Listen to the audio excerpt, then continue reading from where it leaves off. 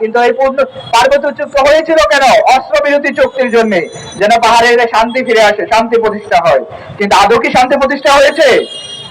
এখন পর্যন্ত 6টা স্বীকৃত গোষ্ঠী আছে, সশস্ত্র জঙ্গি গোষ্ঠী আছে, যারা পাহাড়ে অশান্তি সৃষ্টি করছে। অস্ত্রের মাধ্যমে কখনো শান্তি প্রতিষ্ঠা হয় না।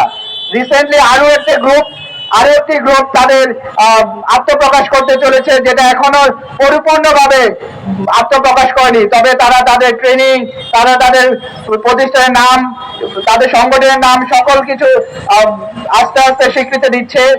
খুব শীঘ্রই সেটা দেশবাসীর কাছে নজরে আসবে। মোদ্দা কথায় 6টি সংগঠন, যে স্বীকৃত 6টি সংগঠন আছে, তারা গুম, খুন, হত্যা, রাহাজানি, ধর্ষণ, লুটপাট, চাঁদাবাজি এগুলোর মাধ্যমে দেশকে অশান্ত করছে।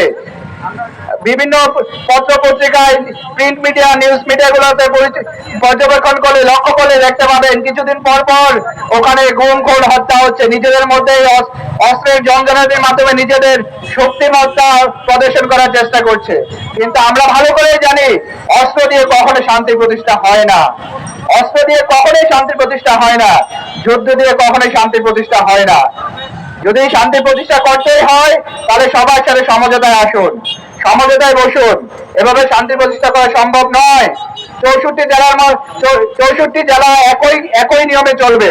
সবগুলো আমাদের বাংলাদেশের 64 জেলা একক কেন্দ্রশাসিত সরকার দ্বারা অনুষ্ঠিত হবে।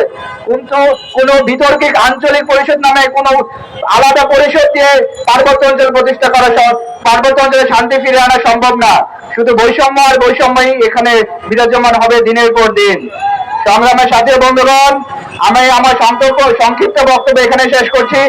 আমরা আমাদের সিনিয়র নেতৃবৃন্দের কথাগুলো শুনবো, মনোযোগ দিয়ে শুনবো, এবং আমাদের দাবি দেওয়া আমরা আপনাদের মাধ্যমে, সাংবাদিক বন্ধুদের মাধ্যমে আমরা দেশবাসীর কাছে তুলে ধরার চেষ্টা করব। আপনারা আমাদের সাথে শেষ পর্যন্ত থাকবেন ইনশাআল্লাহ। আসসালামু আলাইকুম।